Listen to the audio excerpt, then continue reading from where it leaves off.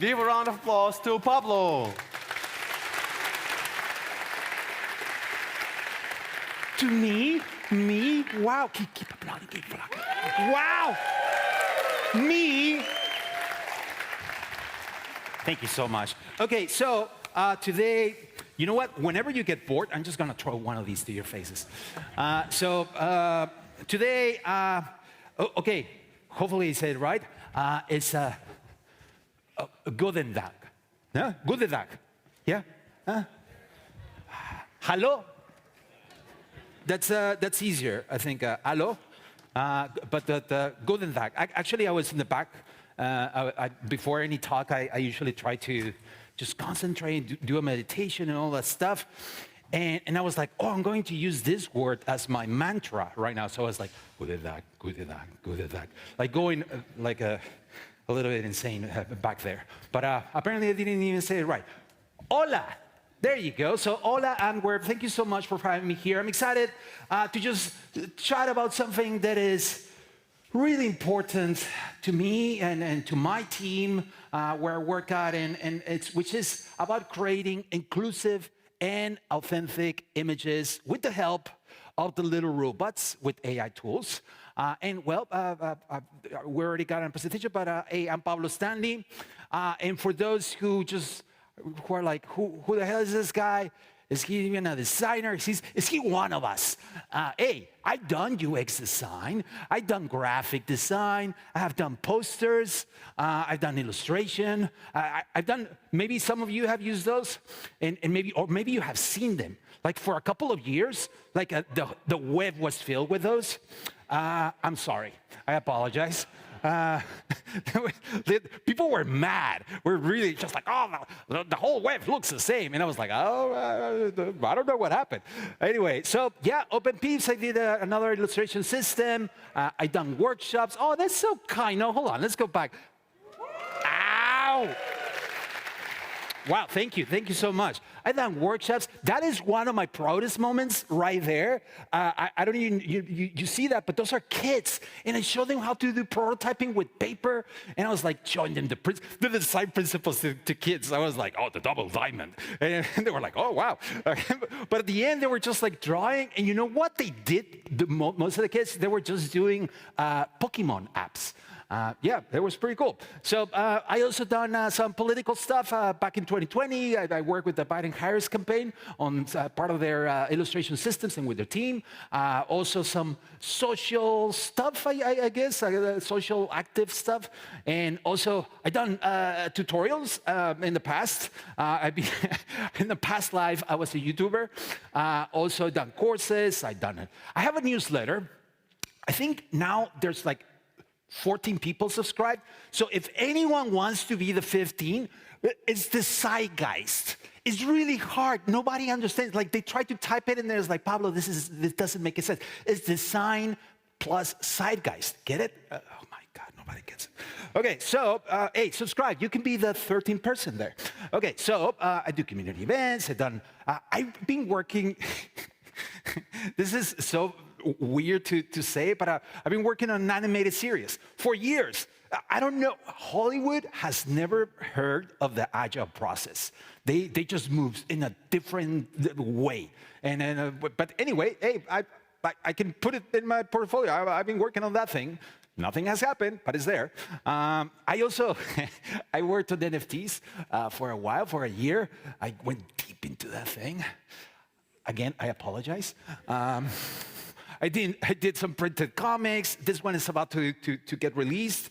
I've done web comics too. I also have a punk band, and it is my I don't know, like my excuse to get on drag and just like I don't know, dance. I also have a cumbia band. That's me in the cumbia band. That's me on the right. Sorry, the left. That's also the cumbia band. Okay. And I also do community events. Oh my God. Motivational speaking, exhibitions. I do web apps. I do character design. Oh my God, you already said that, Pablo. And but I do, you could say that this is my magnum opus. You know, this is my, I could just like say, hey, that this, and whenever I die, I want a butt right there. And I want it animated. somehow. This is my favorite one. It's a flaming butt. So yeah. Anyway, well, recently, after all those stuff, well, I've been working on AI-powered tools. Who here is working on not with AI, but like with AI, but on the back end, like actually building tools with AI? Some of you. Okay. Hey, over there. Cool. I found the nerds. So I'm the co-founder of a tool that is called Lumi, and it's a free gallery of stock photos, but they're all generated with AI. It's almost like Unsplash, but with AI. Actually, in the beginning, we didn't take it. We were not taking it seriously. We're just putting it out there, and it was called AI Splash. And it was very cringe. We realized, but it was just a joke. And then people started using it, and then we're really embarrassed of the name. So we changed it to Lumi. But all of them are carefully curated by humans, and the idea is that anyone can access them. And there's different creators making them from all over the place, from all over the world, which means that there's a lot of diversity in the types of images that are created. We have 3 pillars.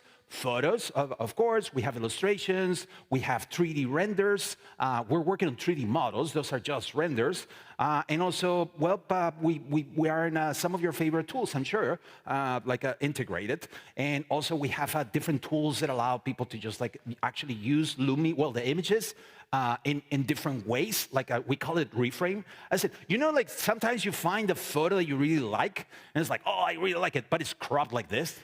So there's no where to put your stuff, right? Where are you going to put all your design buttons and your copy and all that stuff and the icons?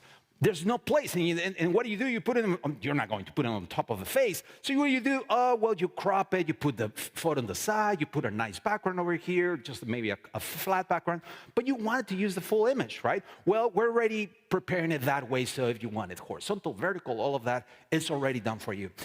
And we also do shoots, which means multiple photos of, like, hey, sometimes you find an image, but one photo is not going to be enough for a campaign and all that stuff. You need them to feed the beast. The beast is always hungry, right? And the beast always needs more content. So, well, you need more images, and maybe you want to keep the same vibe, the same brand. So we have what we call shoots, and it looks like it's the same photographer, the same camera, the same, even the same models look like they're part of a shoot, but doing different things. We also have retouch, just like change stuff, which, by the way, I mostly use it just to add sunglasses to the photos, to people. I realized that I always do that. It's like, should we just add to all of them sunglasses? It should be just like with or without sunglasses. We're working on that. And also, well, our goal is to have this huge library of images that, well, feel real, they feel fun, they feel also diverse. Not the typical generic stuff. That's what we want. That's our goal. And today, with that, with what we have learned while creating this tool and while creating this library, while creating all of this stuff at Lumi, well, I want to chat about how to create these images, these types of images, and actually with our tool or with other tools too, and that truly represent people who use your products. And I think that's really important, right? You want your product to be representing what the people that use your product. So the thing is that when you use diffusion models, generative AI models like Midjourney or DALL-E, all of those, they all produce similar results. The problem is that we end up often with images with a specific type of vibe or type of person. It's just like, usually is just a skinny, young, blue-eyed people. That's nice.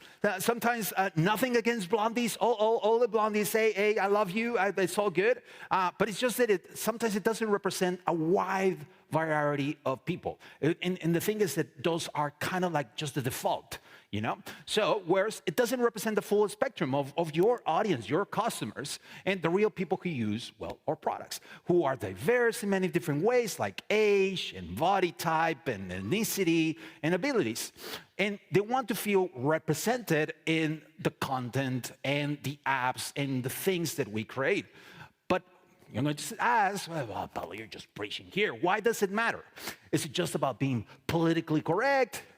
I don't think so. I don't think it's just that. It's about creating designs that really resonate with real people, that make them feel seen and understood. So our goal today is simple. It's really simple. I think I could just skip a lot of these slides and just go to that, but obviously I'm going to keep you here aboard. We're going to learn to create inclusive, authentic images using generative AI. The idea is that we can use different AI image generators, like any of those, like the rules that we're going to be learning today, they apply to all of those, like Runway, Stable Diffusion, and every week there's a new tool. All of them kind of follow the same rules. But I'll focus on using Lumi and Midjourney, so the results that we get from those tools. But the same patterns apply. And I'll be sharing some quick tricks that we use at Lumi, and I'll also highlight the importance of writing prompts and structure them the right way. So let's get started. Okay, so a good way to start is by answering maybe what is generative AI. You've heard it, but actually before generative AI, maybe we should ask what is AI, right? And when we say AI, we often imagine like the robots taking over, taking our jobs and becoming designers way more talented than us. These machines that think like humans. But the thing is that, hold on, give me 1 second. This thing is just like moving all over the place. There you go. You're not seeing what I'm seeing, but over here is a mess. Okay, sorry. But AI, the term AI, artificial intelligence, is more of like an umbrella term, and it covers lots of different tools and systems that can analyze and make decisions. Oh, wow, now you see my screen. Okay, hold on, sorry. Wait, what's going on? There you go, okay. Now you're seeing the apps that I use.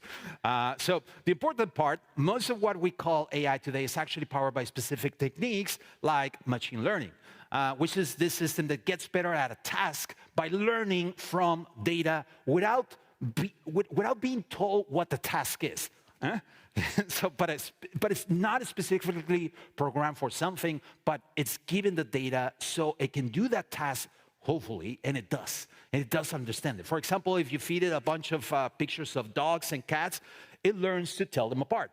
There's a lot of humans that have actually been doing for years a lot of tagging on these photos. A lot of it is now generated by AI, but there were a lot of humans who did a lot of the work on saying, like, this is a cat. And then suddenly these things learn, oh, that's a cat.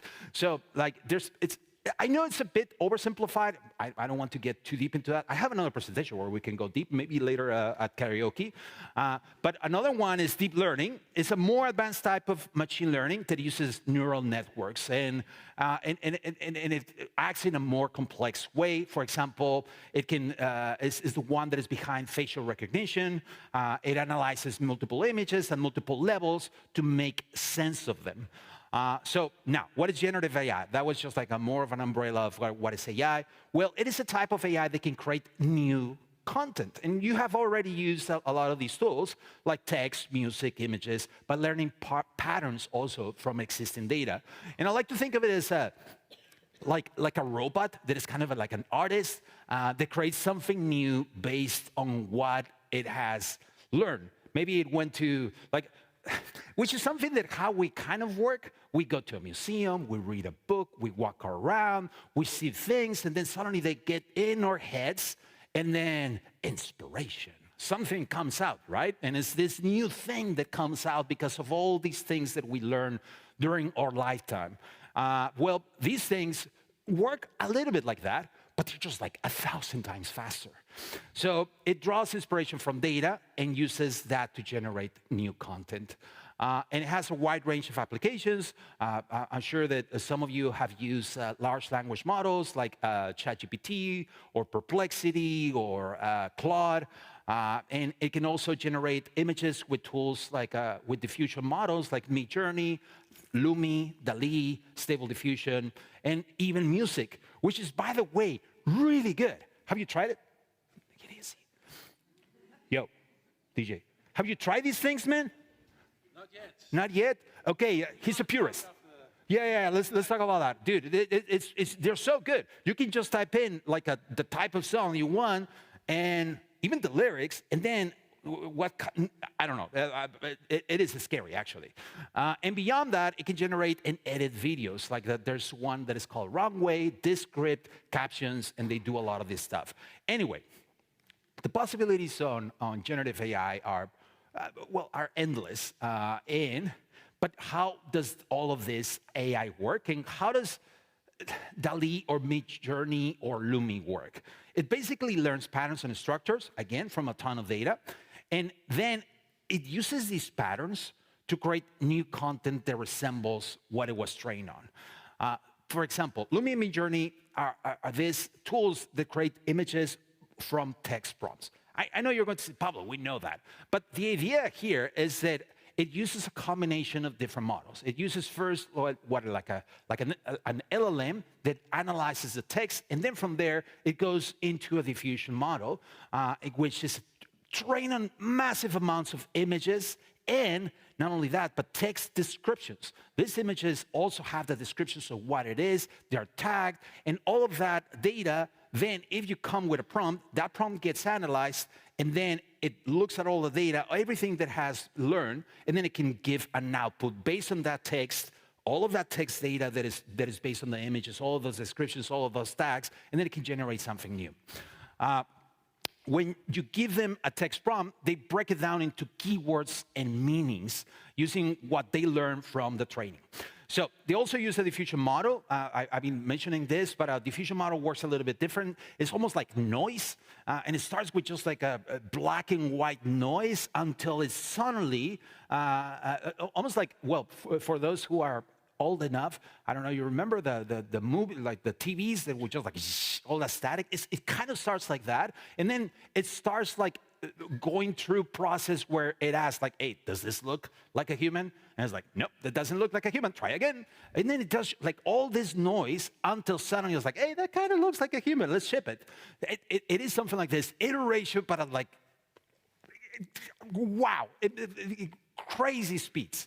So the magic of these tools is that they can use, they can create realistic images that even experts sometimes they cannot tell if they're AI generated. For example, these, which one of this is, two of these were generated with AI. Can you tell me which ones are?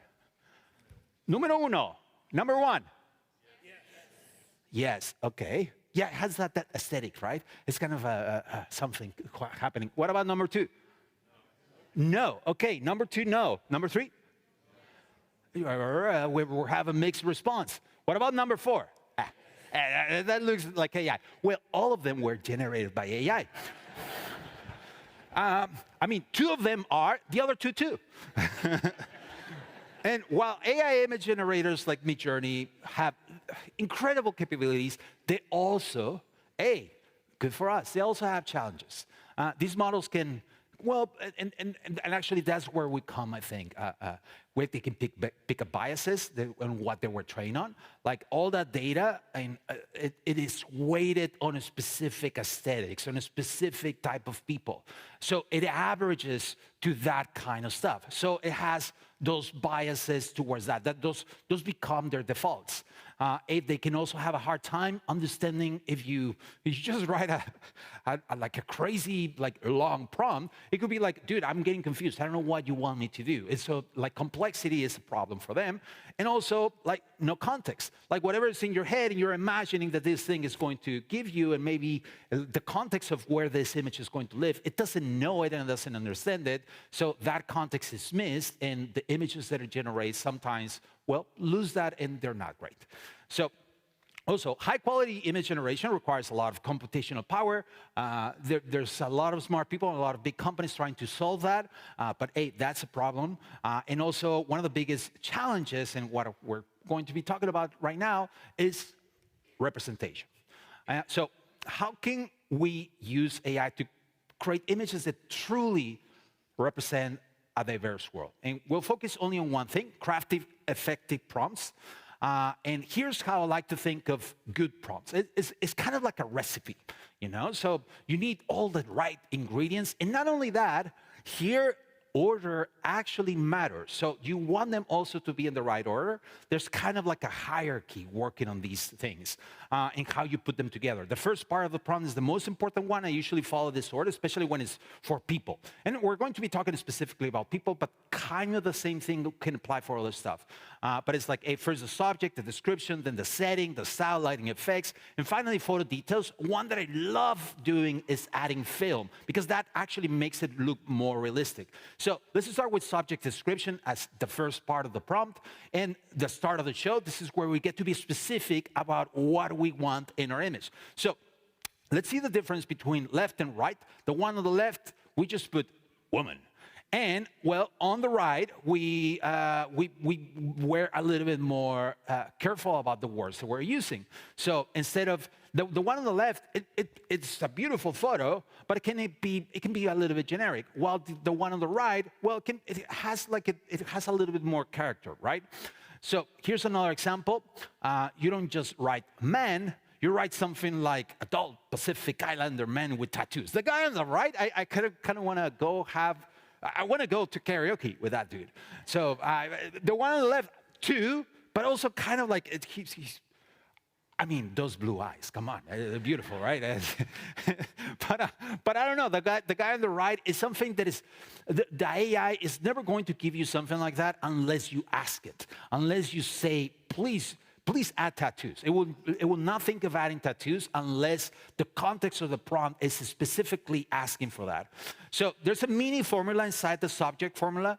So it's a formula inside the formula where you combine the type of pic here. So this is for all the art directors, all the people who work in films and stuff. You're going to understand this is the kind of shot that you do.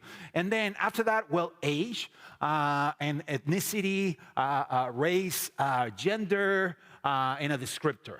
And here on gender, you can just like, the idea is like, you try different things, right?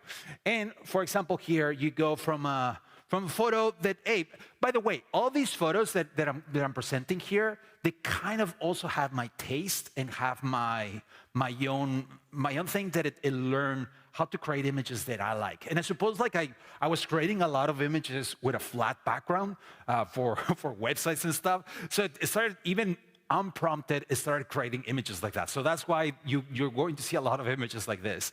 So now comparing pics when adding age, for example, here's a portrait with almost the same prompt, but the one on the left is just a portrait of a Hispanic subject with freckles, and the one on the right it's just like senior.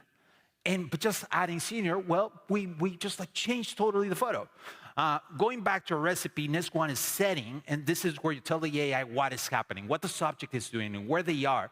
And even here is where I think I also like to break it apart into different things, like action, location, and clothing. So, what is happening? What is this person doing?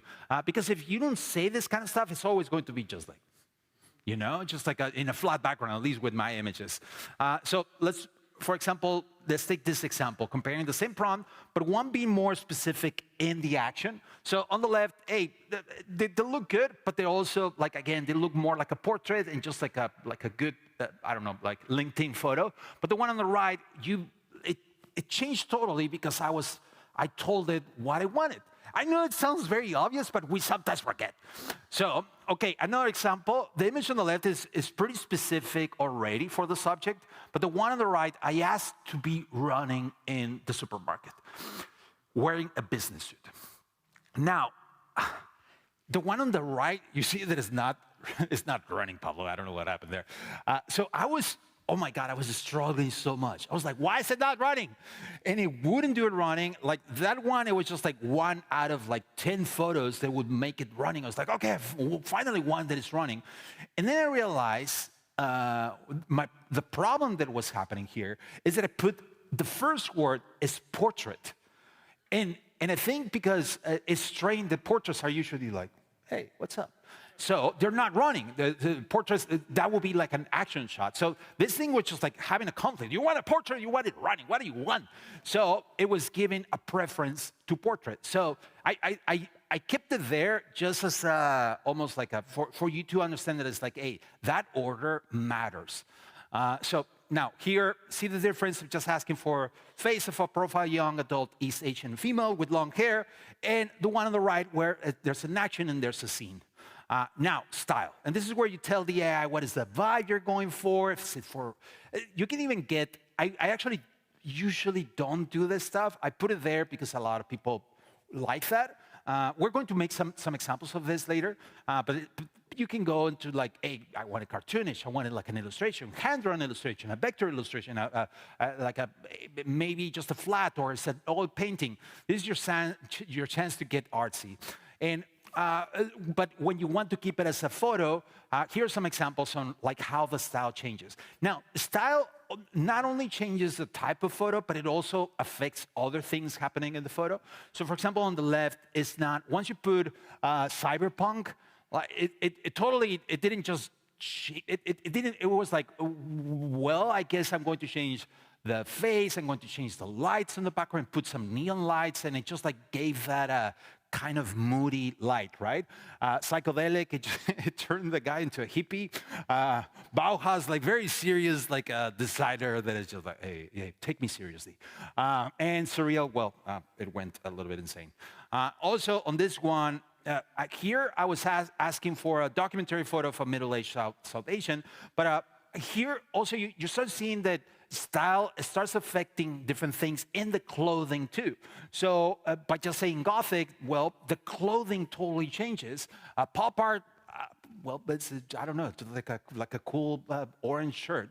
And Fauvism, that one actually changed the style of the photo because this is a type of art. So it's like, oh, okay, maybe you want it to look like Fauvism and a little bit painted. And, well, steampunk. Now, lighting, it's really cool. You know that when even if you have the best camera, the best lens, it's gonna fail if you don't have a good light. Because at the end of the day, like, well, your photos are going to be, they're painted by light, right? So this is where you also like can change totally the mood of a photo. So here, the first one on the left is very cinematic, so it kind of creates this, I don't know, very moody, kind of like grayish, dramatic feeling. The one that is backlit, it just literally put a light. So sometimes it's just like a little bit too cheesy if you add these things. For example, here's a young adult Hispanic woman, and here we can see that it's different lights. So the one on the left is ethereal, and it added fog, and it made it a little bit like grayish, black and white. The one that says candlelight, it literally added a candle. I was like, okay, thank you. It's just like very obvious. And finally, this is the cherry on top for me, and this is, sometimes I skip a lot of these things on the style, on the lighting, on the on lighting effects. I just like skip those, and it just goes straight to film. And also, this is where you can also talk about like the type of camera, the type of lens. Usually those things, I would say, they don't make a huge difference, but film does. Now, for those like, I see a lot of young people. So the cameras used to be physically with a film. You would put them and go, that sound that sometimes your camera does, it was because it was a physical sound of the, okay, some of you should investigate about that. But the thing is that film was linked to a technology. It was linked to an era. It was linked to, like sometimes you would say like, oh, that photo looks like it was like from the 80s, or it looks from the 70s. And what's going on? The thing is that, well, what was commercially available back in those days, it was limited.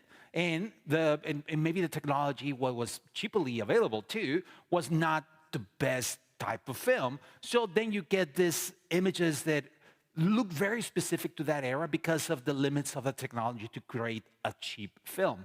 So, but now all these diffusion models have been trained on all those images, so now they can actually adapt to make something like an era, like a film, like all of those colors, all those things that film will have. Like you can say, like just by mentioning the film, it will give you that look. So here we have. and I'm not going to pretend I know about these films. Like, I use just a few of them.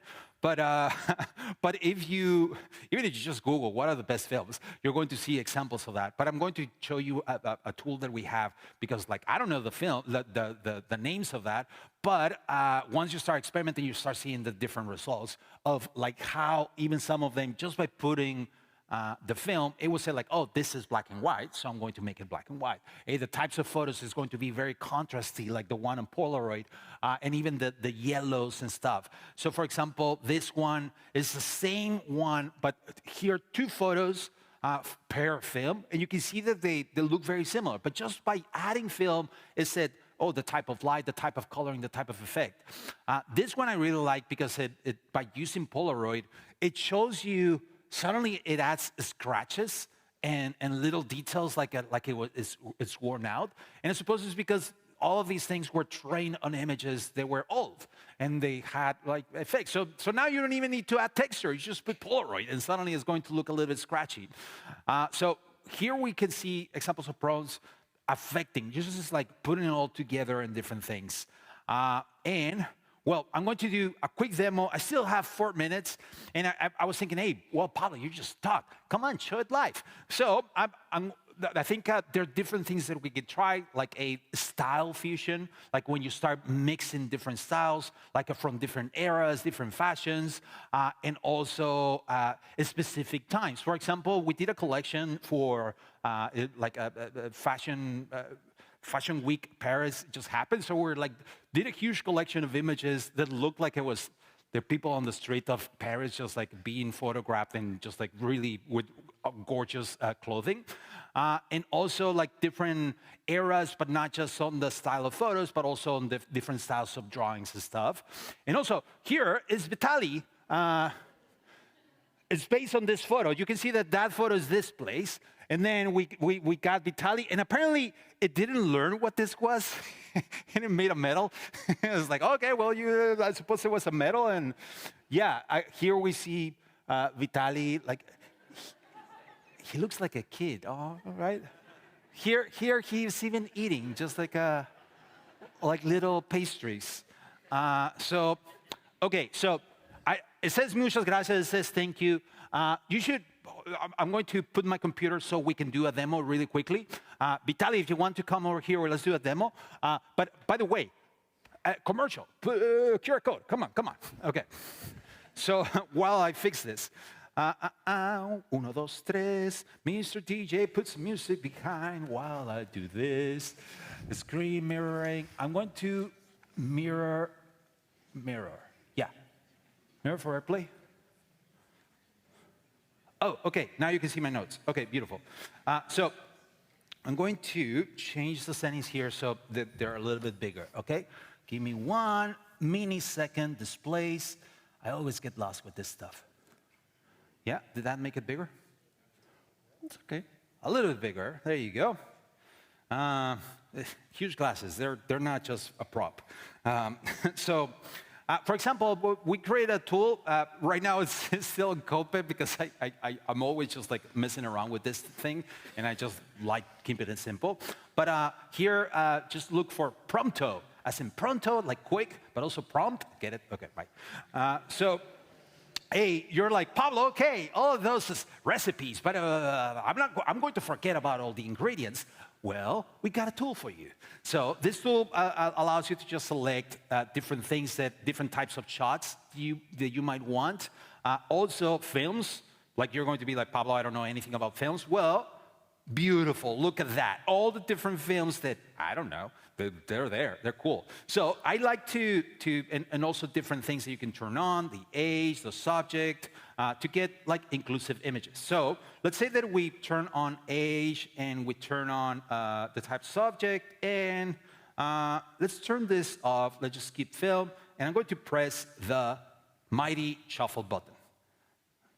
You want to not keep, by the way, have you seen yourself, man? I'm not sure about this. Okay, so being experimenting with doing video, it sucks. It sucks so bad, but it's also kind of cool. I don't know. Look at this. So this was the source image. Well, you can still see him I think there. it was a nice source image. Yeah, but here he is, Will. Wow. That is the stuff of nightmares. Wow. Holy. I'm really not sure about this. Let's replay it. Oh my God. Okay, let's do another one. What do you say? Okay, so the idea here, let me just refresh so we can. This is when I lost trust in AI. I think. This is, I don't know, man. I could be fooled by this. You could put a text that says like, "Hey, come to my new adventure and then sell me some Bitcoin."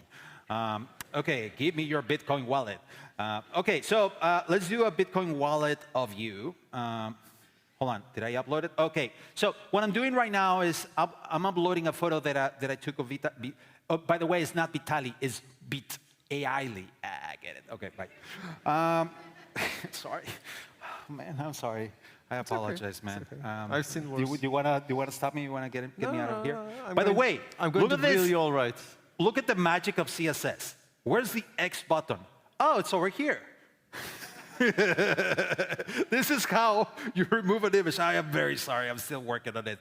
Okay, so we have a Vitaly photo, and let's make him eating chocolate chip waffles. Okay. Fantastic. I warn you, this is not going to work. It's going to do the opposite of what we just said. But hey, let's try it. And we're not releasing this to the world. This was just me testing this, and it sucks. But it's kind of fun to see it because it makes us feel better, right? Like, oh, I can still do better than that. Oh, the robots, they can never replace me. Yeah, but give them a couple of months. A couple of months, and they're gonna get wiped. By the way, this is like a little bit. Let's actually do another one where we transform you. What should we do with Vitaly? Something nice for a change? Eh? Maybe something nice? Like a watercolor paint. What? Sure. You know, when I was growing up, Hairy I had curly hair. You can write all curly over in there. The place. So hairy all over the place. Not all over the place, just Super hairy. I don't want pictures later. Please. Okay. But curly. Can you write curly? Curly like Curly, fries. Stinky. Thank you. Always say please and thank you. You never know. Right. 2 months, they might take over. I don't know. Like they're gonna remember who said please and thank you. Okay, let's generate that. And while it's generating, that's actually kind of better. nice. That's better. But where's all the waffles? I'm telling you, there's God damn it. I think it's better when you just like don't say anything. And you, like, hold on. Oh, sorry. It's just that it's here. Let's remove this. Let's put you again. I need another video, man. I need another video. And the other one was Goofy Dance. Let's do a Goofy Dance, okay? With waffles? With the waffles, yeah. So it's transforming, it's doing the images. Let's see what happened. Oh, look at that. Here's all over the place, super hairy, please, curly, stinky, I said. Wow, there you go. Dude. I think it's different. I don't know, man. I think we got it. And it's not really curly. Well, look at that. It even put hairy clothing. And it was like, well, let's get hair in that clothes. What happened there? Okay. Wow. This one was kind of nice. You look like a Van Vincent Gogh van Gogh, painting or right? something. Right there. Okay, hopefully it does a goofy thing. Oh, come on. Okay, I'm sorry. Let's watch this again. No, not this one, this one. Oh, yeah. We got it. Oh! I'm going to just, while we talk and while we take questions, I'm just going to leave it there. Yeah, we okay? need to start taking questions, I think. Okay, I'm not so sure about this. No, that's still, it. really. We're Yeah. out of time. No, Oh, yeah. I'm sorry. Hey. Thank you, thank you. Jump in, Pablo. So maybe we have just a few questions. Yes. Just a few questions. Wow, that I will never forget. I think. One question that came up by Tatiana, and that's probably related to this incredible video that we have produced. Yeah. Do you sometimes get weird images of people like with 6 fingers on a hand? And if yes, what do you do with it? Oh, yeah. We remove them. At least on our platform, we try to. We're very, very like that. I would say that is the biggest value that we offer, and I think that a lot of the tools that are out there that are powered by AI and with the robots and everything, I think that they still need, at least for now, again, the next couple of months still, they still need a human to intervene and just like, and I think that's the type of tools that I think in the future are going to make a difference, where you can still feel that there's a heart and there's a meaning behind and there's a purpose. And I think humans are usually, hey, we still got that job, I think. Yeah. And yeah, so weird images, we get a lot of those and we try to remove those from the platform at least. But I would say they are getting way better at these diffusion models. The ones that I mean, the one that I was just showing is video, and video is not quite there yet, but images are actually quite good. I should have actually tried some of the images, but yeah, I will say, don't. It's fun to see that thing and say like, silly robots, they cannot do the job. But I think we have to be aware that these things are, whatever we're using right now, it's the worst they're ever going to be, and tomorrow they're going to be better. And then how good they're getting at, we're seeing an exponential acceleration in their improvement, in their performance, and in a lot of things. They might plateau later, but so far they seem like they're getting just like really good. Yeah, but also at the same time, this is also one of the questions that came up here in Google Doc. We see an exponential cost in terms of sustainability. Yeah. And environmental impact and cost. That is very true, and I don't know if you've also heard like Microsoft buying going nuclear. So a lot of the bigger companies who are already taking a lot of data, and data needs also a lot of power resources, and they are anticipating that, at least in the United States, is going to get to be 15%. Like AI is going to take between 15 and 20% of all the power that it needs to be generated. So they're realizing, okay, well, how are we going to do that? And to do that, they are moving towards nuclear, which you would say, like, hey, hold on, didn't we not like nuclear? I think the hippies didn't like it. A couple of people died, so they were like, we don't like nuclear anymore. But it's actually pretty good and way more sustainable. Their carbon footprint is really low, and way less people die than other things that are out there. So I think now we're realizing the potentials of that, and hopefully these big companies who are the ones who are actually creating a lot of this stuff, and they're causing this impact, are actually being conscious about that. And not only that, it's not because they care about the world, I don't think. It's because they care about their shareholders, and they care about like being the fastest and the most efficient. And to do that, they require power that is safe and that is fast and that is reliable. I think it's interesting because we just came from New York 2 weeks ago. Yeah. And it was so remarkable for me to see such a big difference in terms of how people think and speak about AI. Because in New York, there is a massive excitement about AI. Everybody is just speaking about AI all the time. Yeah. And it's just everything and everywhere, and on posters and in advertising and everywhere. Yeah. And then, of course, when we come back to Europe, well, it's much different. Yeah. I think anybody feels like that? Yeah. There is much more, many more concerns around ethical concerns, sustainability concerns, concerns about just the simple fact that, we could take pictures of people. Yeah. We can have a diverse group of people, very much like we do here, take pictures of them. So why would we need to generate images of people with AI? Trying to be hold devil's on. advocate. What question do you want me? The Europe one or the difference? Yeah, just maybe your take Well, on this, your opinion. I do agree that, I mean, I haven't discussed too much. But I would say this, that is not so much in the conversation here. And I suppose whenever it arrives in the conversation, it's usually about like the risks and all that stuff, Yes, which I think is usually, it's good that we have Europe because you're the ones who care about these things. And then in the United States, we have to be like, okay, well, Europe just put a rule about this. I suppose we have to adapt. Okay. So thank you for keeping us like that. But over there, we're just like, the culture of like, hey, just move fast and break things. I think, I do think that we have to be careful about this one. sure.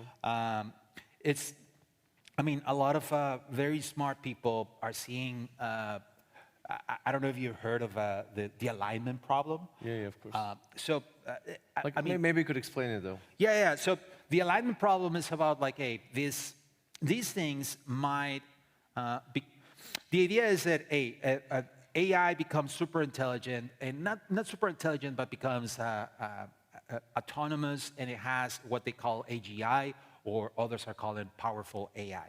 And the idea is that this type of agents and this type of AI becomes autonomous, is flexible, it can adapt, and it can do multiple tasks at a time.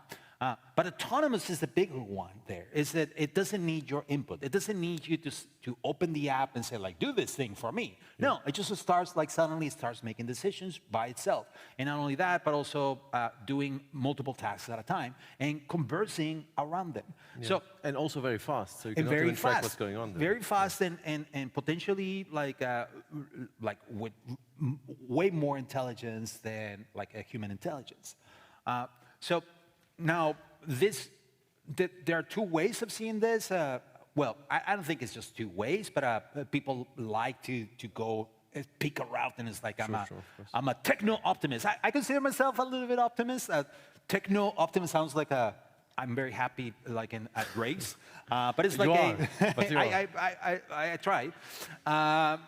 But it's about like seeing the possibilities, the opportunities of technology, right? And the other ones are sometimes they're called doomers, as in they see the possible scenarios in which, well, all of the risks become a reality, and there's a doomsday scenario, right? Where it's like, there's what we think about, like, these robots, almost like machines, and Terminator, is not really going to be like that if it happens. When it happens, it's going to be more about these things are connected to or networks or power supplies or all of the things that we rely on. Suddenly they're connected for to. like existence for.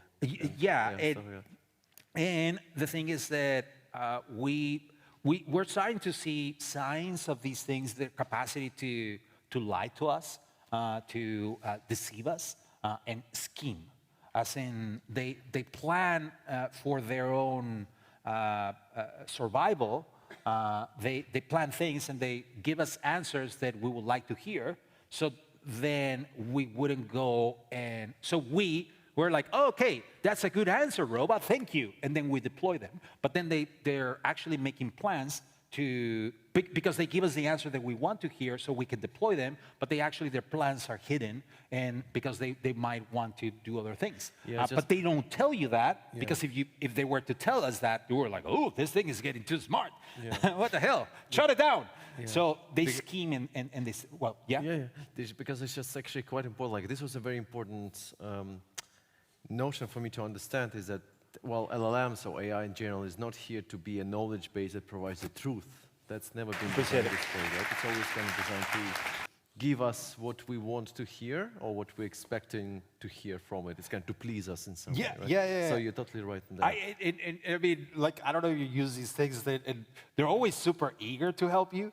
They're always like, yeah, Pablo, you're the best. Like the other day, I was very nervous to get on I did a talk in Copenhagen, and I was extremely nervous. I had never been that nervous. I don't know why. I had a lot of anxiety, and, well, I'm on the other side of the world, so all of whoever I could speak to, they were asleep. So I was feeling very more lonely, more isolated, and more nervous. So I opened that thing. I was like, yo, dude, like a ChatGPT, you know, that you can use voice. I was like, hey, you know, I'm feeling like this, and I'm really nervous, and I don't know what's going on. And this thing was like, Pablo, you got this. What is going on? You've done this thing, and you know what, Pablo? You're not alone. It's normal to feel this way. It was like very, wow, like I don't need a psychiatrist, I guess. This thing just like, I was pumped afterwards. But is that idea, I mean, imagine if that thing would have been like, well, yeah, Pablo, like, I don't know what you're doing. Like, why are you even presenting? Like, nobody likes you. Imagine if it had responded like that. Like, maybe it was thinking that, you know? But it was like, okay, let's just tell him what he wants to hear. Yeah, well, I think we are looking forward to more conversations at the party on that. Maybe just one final question that came up was, well, actually two, which relate very deeply to your socks, actually. Oh, yeah. One question is, are these socks or do you have very pink feet? I'm made with AI, so you can see some of the glitches there. No, I found a place, and you know, I'm not wearing them, but I also got really pink. No, I'm not wearing it.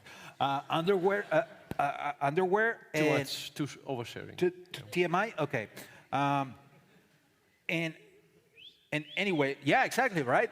I actually don't know. I got them in a place that was, part of the name was color. And yeah, they had all the colors, and I got a yellow socks too. And now that I'm here, I'm like, oh, dude, I want to go back but it was Copenhagen. I was like, I want to go back because now I'm realizing that I wanted all the colors. But yeah. Coming. And finally, quick answer to a quick question. What's your favorite karaoke song? Oh man, I'm really predictable and really cliche. I just go with Frank Sinatra. I know I'm a walking cliche. That's okay. But you know what? Queen. I love Queen, and I cannot register the notes, you know. So I'm like, it's just like my voice goes all over the place. But that's the fun of it, right? Sure. It's kind of weird. It's kind of I don't know. Whenever I go to karaoke and somebody does a really good job, I don't know. I kind of feel sad for them, you know. It's like, oh, you come here every day, I'm sure. You know, yeah, but who knows what expects us, you know, tonight with the after party with Paulo. Yeah. So I want to see all of you screaming and showing your pink underwear. Yeah. TMI there is not TMI. That's very specific. Enough MI. That's okay. Well, with this in mind, please round of applause to Pablo, everyone. Thank you. Thank you so much. Thank you, Pablo. Thank you, man. Appreciate it.